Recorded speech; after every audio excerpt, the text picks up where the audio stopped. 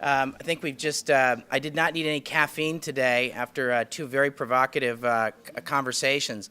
I'm really quite pleased to introduce our closing keynote speaker, Anne-Marie Slaughter, who is the Director for Policy Planning at the U.S. State Department. Many of you know that Anne-Marie Slaughter is extremely busy. I think folks in this room are aware that she is shepherding what's known in town as the QDDR, the Quadrennial Diplomatic and Development Review, which reflects the experience that Senator Clinton had when she was on the Hill and saw that we have the Quadrennial Defense Review, and asked the question, why don't we have something similar for our defense, for our diplomacy and development work? The QDR is actually being submitted today at 5 o'clock, so we're extremely lucky to have Anne-Marie Slaughter, and CSIS is extremely grateful to her for taking time out of her very busy schedule to do this, so thank you very much. I just want to say a word about Dr. Slaughter. Dr. Slaughter is a former professor and former dean of the Woodrow Wilson School of Public and International Affairs and made the jump to Washington in 2009. Her role as Director of Policy Planning, which is the State Department's think tank, allows her to take a long-term view and think about the challenges here in the United States, both from a foreign policy and national security perspective. She's the first woman to hold one of the most important jobs in U.S. foreign policy. Many of you read her work in the New York Times, the Washington Post, and Talking Points Memo, among others. I particularly like the title of her most recent book, which is The Idea That Is America, Keeping Faith with Our Values in a Dangerous World. I'm going to, without further ado, hand over the podium to Dr. Anne-Marie Slaughter.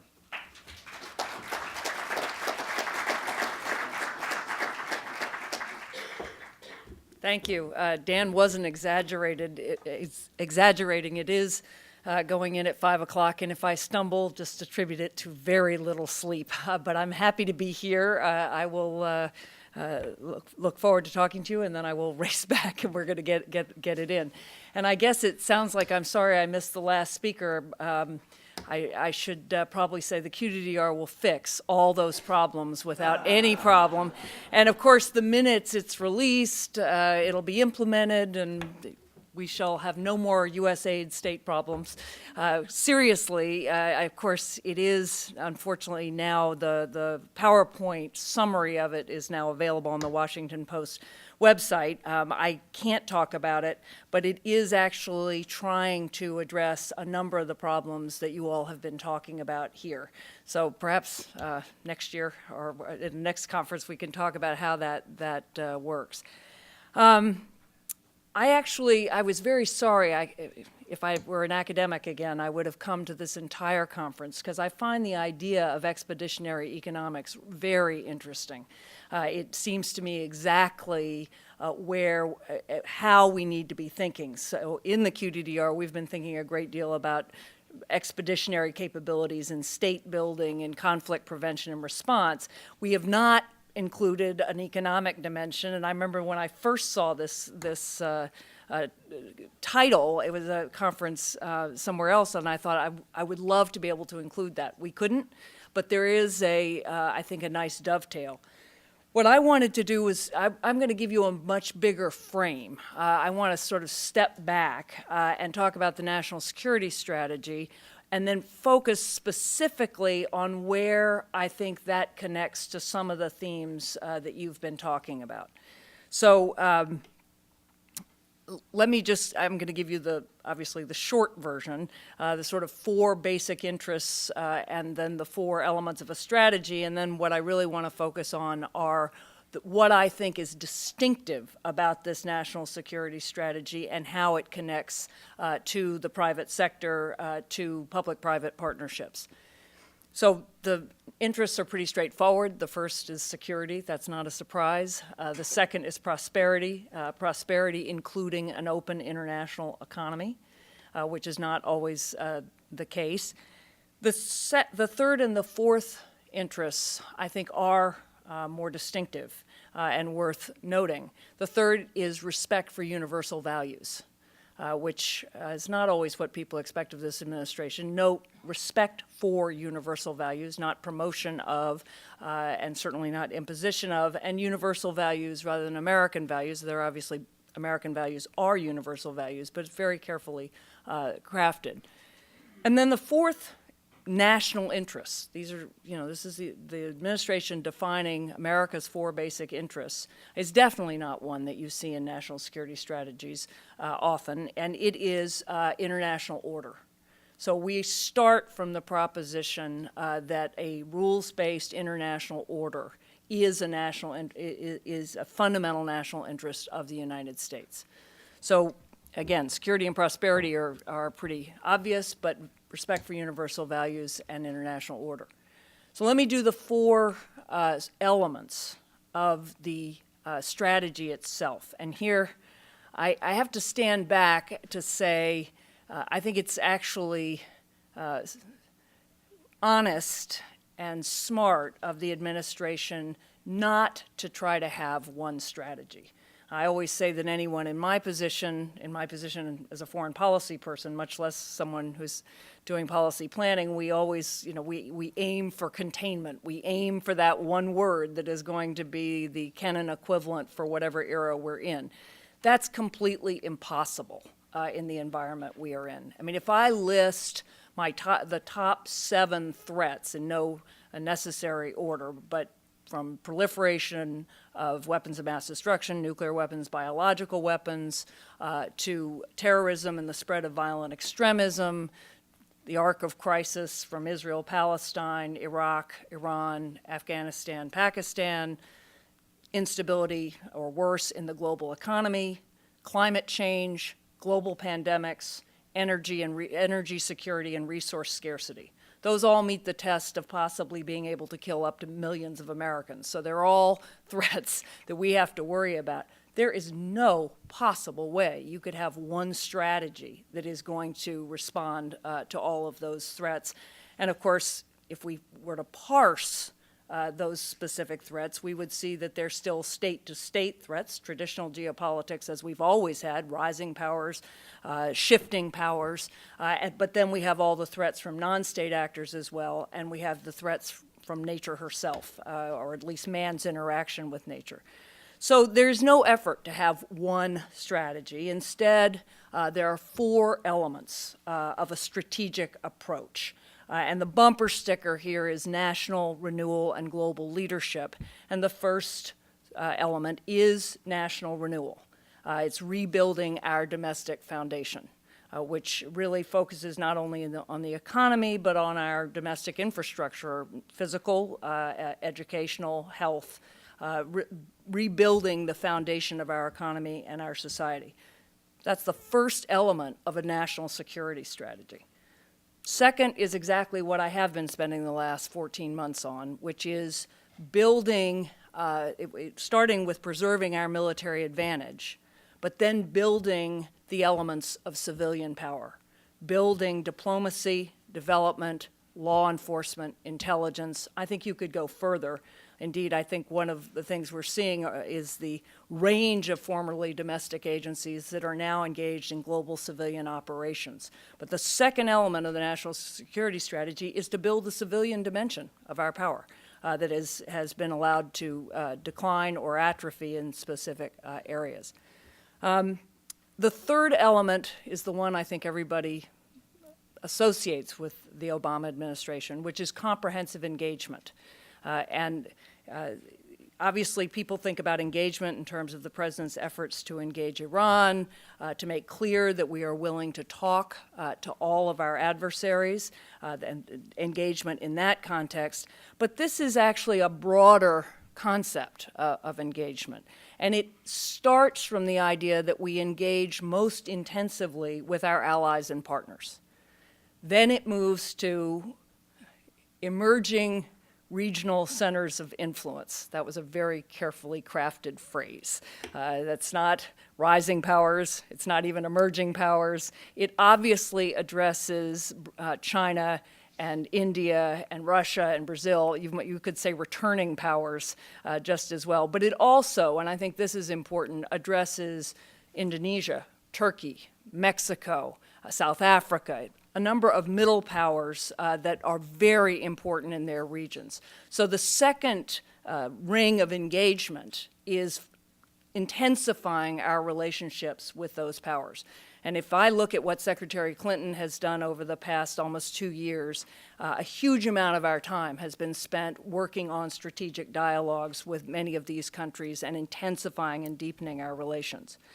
Then there is a discussion of engaging developing countries through really prioritizing development, and then a talk about we also are willing to engage with our adversaries.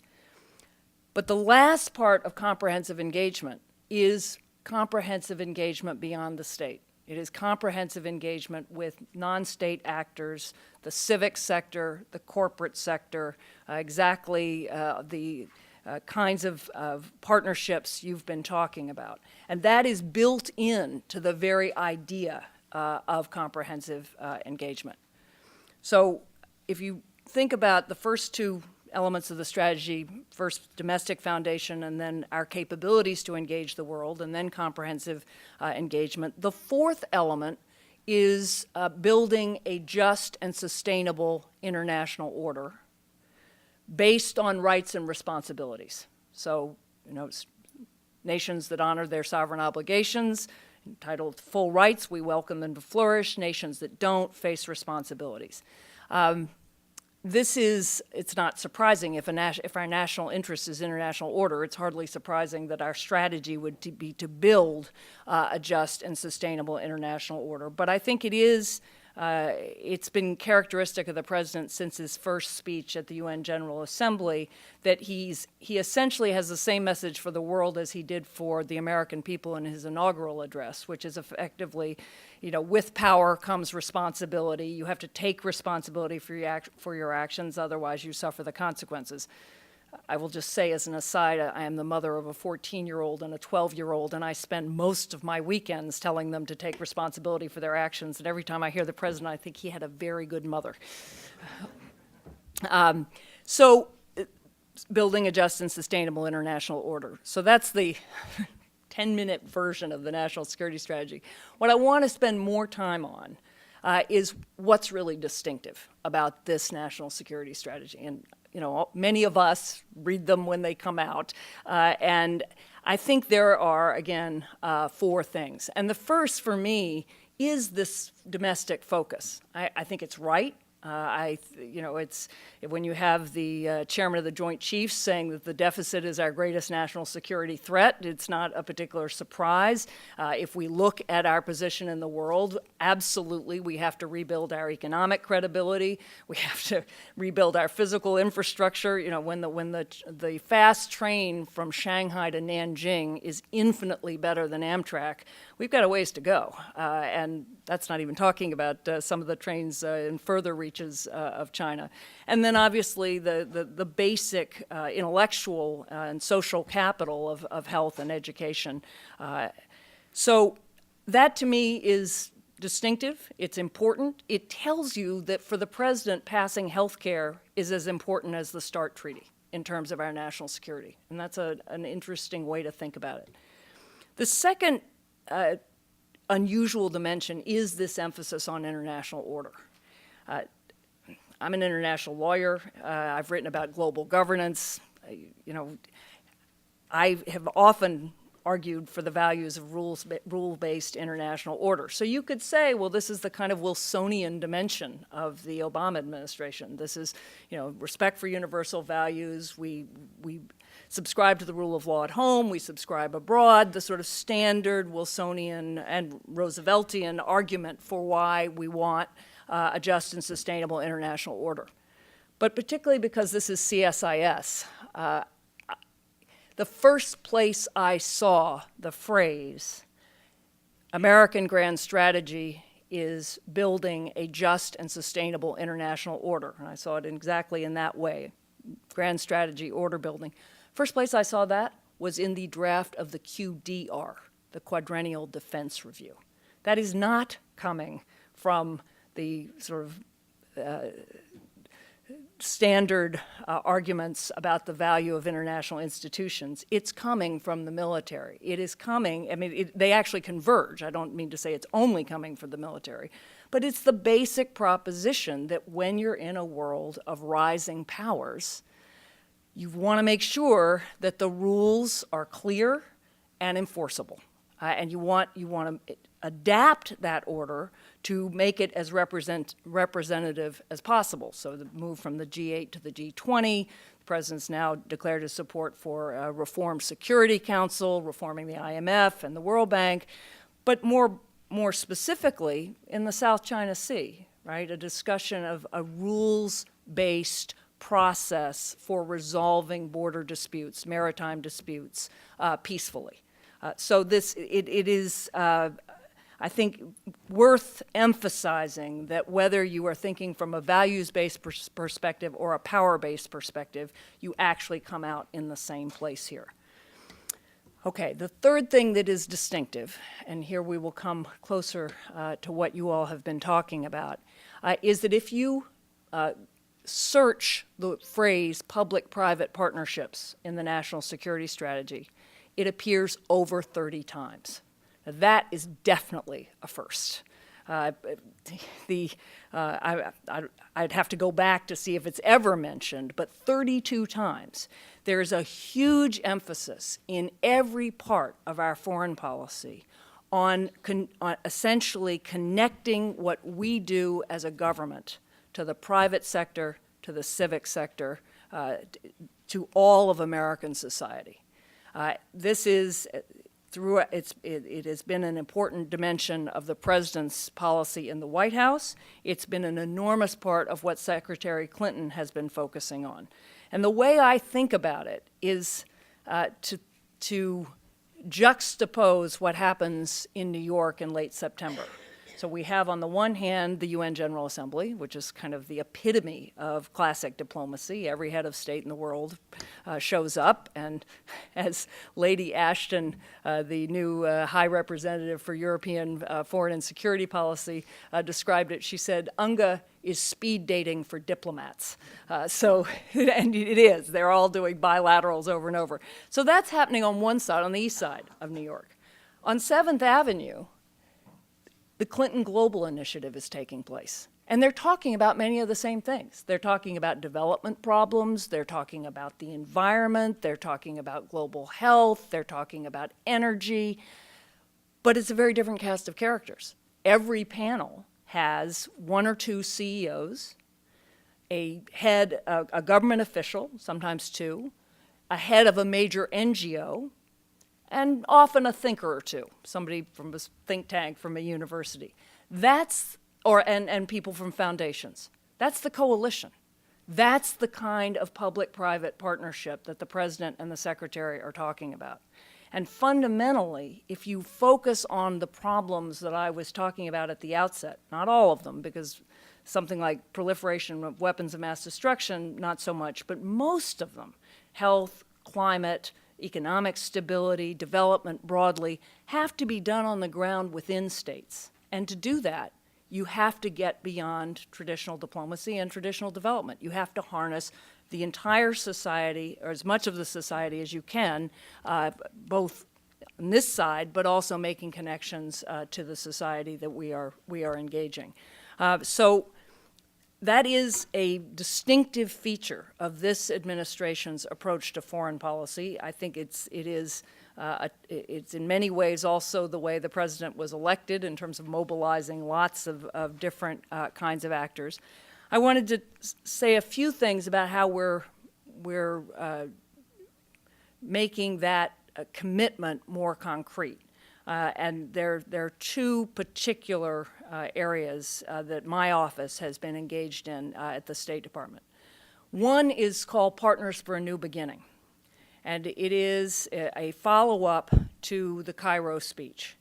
It is a structure that we created, and it took us forever to get it through the legal department, where it's a partnership between the State Department, the Aspen Institute, and a board of about 15 top CEOs, heads of foundations, heads of universities, and NGOs.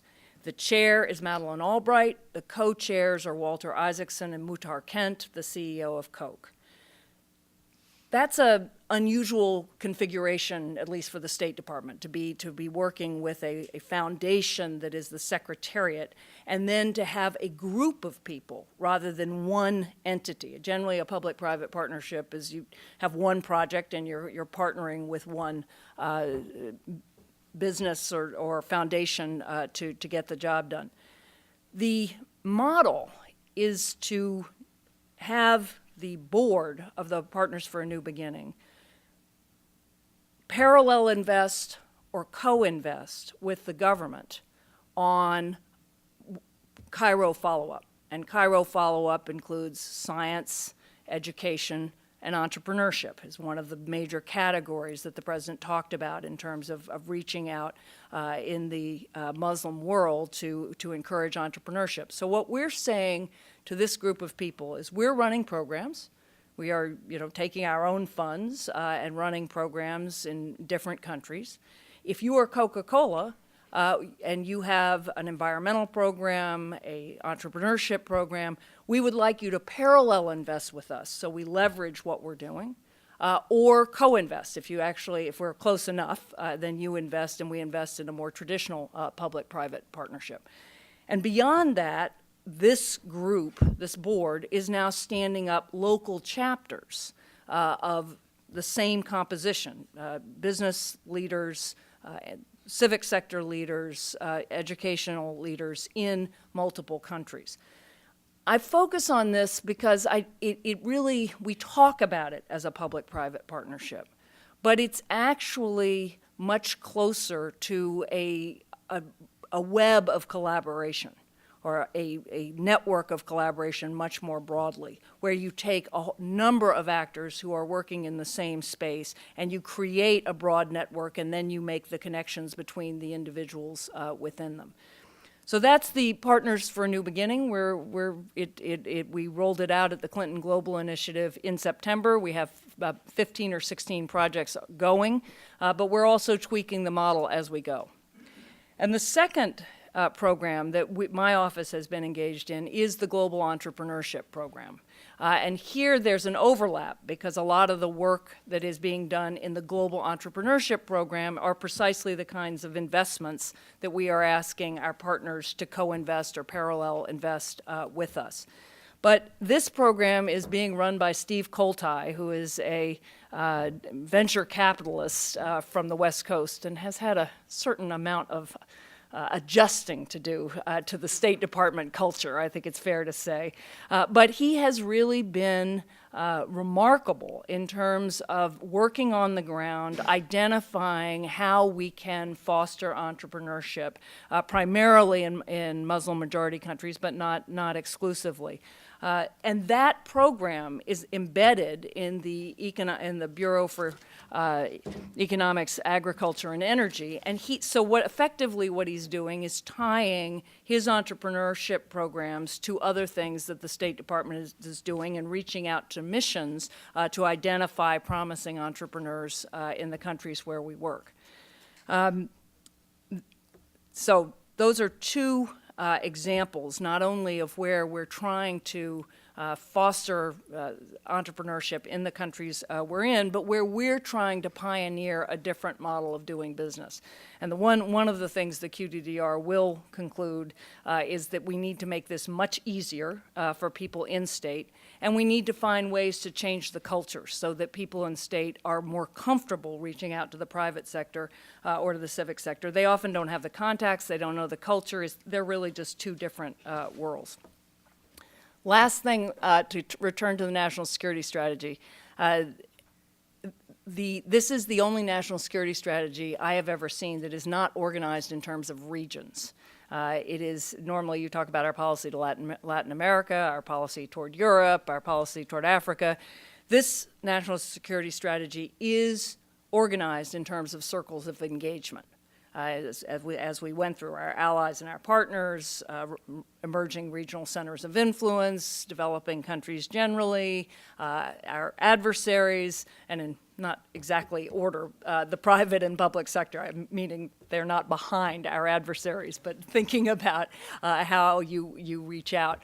I think that's important in terms of the way Our mindset is shifting, that we are thinking about the density of connections. Instead of, here's the United States and here are all these different regions, we're thinking about ourselves in the center of global networks and global relationships, and we're talking about how we deepen them and strengthen the ones we need. And one of those relationships is reaching out beyond the state.